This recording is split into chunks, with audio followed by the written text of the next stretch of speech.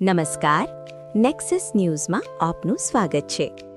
મુખ્યમંત્રી ભૂપેન્દ્ર પટેલે અમદાવાદમાં હોળી પર્વની ઉજવણીમાં સહભાગી થઈ હોળી દર્શન કર્યા.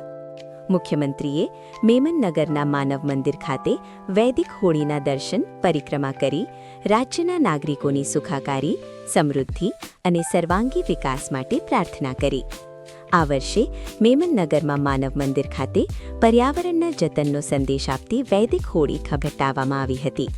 હોળી દર્શન બાદ મુખ્યમંત્રીએ પ્રખ્યાત માનવ મંદિરની મુલાકાત લઈને ભગવાનના દર્શન કરીને ધન્યતા અનુભવી હતી.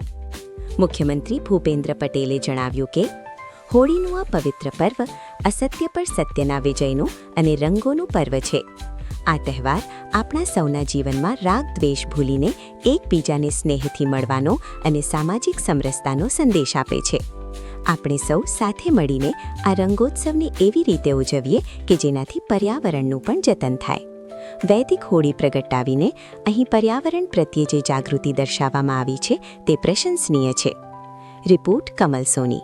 આવા જ સમાચાર જોવા માટે અમારી ચેનલને લાઇક કરો, શેર કરો અને સબસ્ક્રાઇબ કરો.